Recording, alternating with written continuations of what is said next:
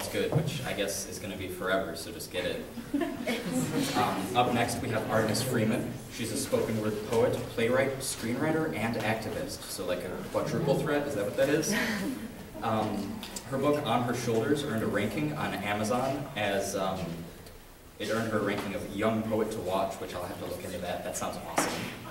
And her second book, Double Life, will be available next year, so I look forward to that. She's performed many times for us and is always amazing, so I'm really excited to see what she's going to bring. Artemis, are you ready? Ready. Let's go.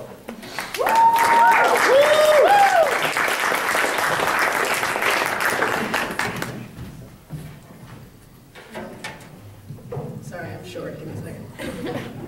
How's everybody doing? Good. That was weak. How's everybody doing? Can you hear me? Okay. Thank you so much. I love being here. I love coming back. This is, I think, my third year doing Twilio House. Is that right? Yeah, third year doing Twilio House. So I love being here. Thank you all for coming. Every time I come, I try to do at least one poem about mental health, because I think we all agree that it's important, or we would not be filling this room right now. So this is a piece that, this is a piece that is about mental health, and I'll just let it, why is this not tight? Is this supposed to be on the move? It moves. Okay, cool. So this first piece is called I Named Her Glinda. Every few weeks, a woman comes to visit. She's always chic, in a slick black dress, red heels, hair down to her waist. She never looks me directly in the eye, usually from behind a mirror, but everything has a secret, according to her, and she looks like she has a couple, which she does.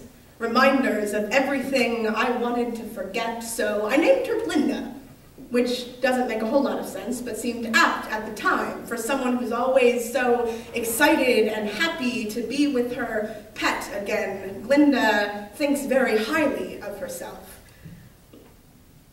She thinks she's always worth the wasted time, but Glinda finds me annoying.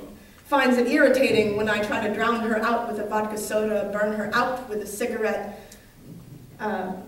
She thinks my voice sounds like sandpaper.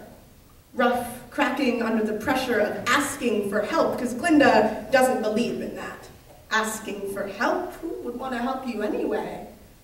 Glinda knows it's just the two of you on this date. Knows that you don't have the courage to just up and leave. That would be rude. After all, she spent so much time and effort helping you stay under the covers. Glinda knows you do not have the guts to disrespect her. Glinda and I go on walks together.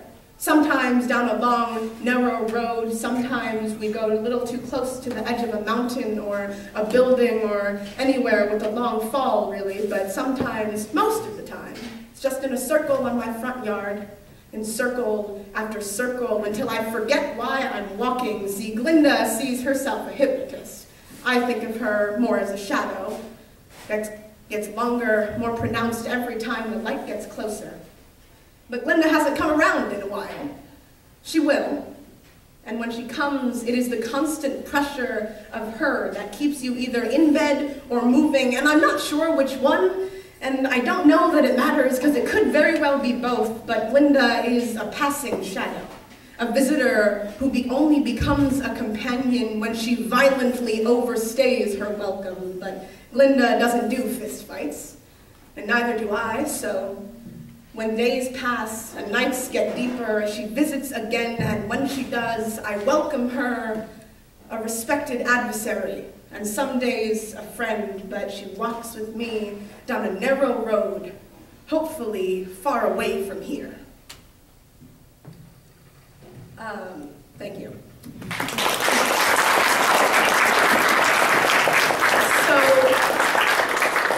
Quick gauge of the audience. How many people in here would, I'm going to lighten the mood a little bit. How many people in here would self-identify as a nerd? Raise your hands high, be proud of your nerddom. Yeah, okay, so I'm also a nerd. And this is, there's been a lot of, oh, I know you guys just had midterms. And in case you were under the midterm rock, we just found water on Mars, right? Who just clapped? I like it. Who just clapped? Martians are coming. And there's been a lot of technological advances in the past year or so. So this is an homage to the nerds in the room. Right now, in the United States, over 300,000 people identify their primary religion as Jedi. I'm not making that up. The first personal robot went on public sale and sold out internationally in 2 minutes. There's water on Mars, NASA is in talk to name Pluto's moon after Doctor Who, and Iron Man's Jarvis really exists in real life. So, this is the nerds' revenge. They told us that the world would be ours someday. Told us not to listen to what the cool kids said, because the cool kids were the rule kids anyhow, and rules do not apply to the captain of the Enterprise. So we kept our distance, retreated to the corners of the room when we realized that sonic screwdrivers didn't stave off fists, and phasers were nothing against the teacher's joke at your expense. We bided our time and kept quiet. Discovered like-minded nerds in the corners of the chat rooms, created worlds, sentence by sentence, building words into bricks to imagine ourselves a different world. One where robots ran rampant and everything was on touch screens, and you could finally talk about technology and have it be okay. But to answer the ages-old question, is there a conspiracy? Yes.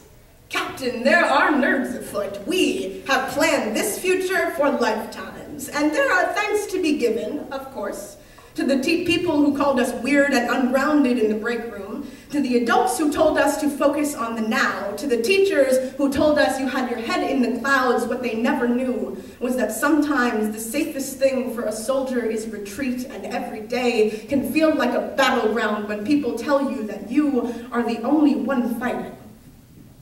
So we sat in corners, alone, while some people traveled the world in groups, but we sat and invented the world.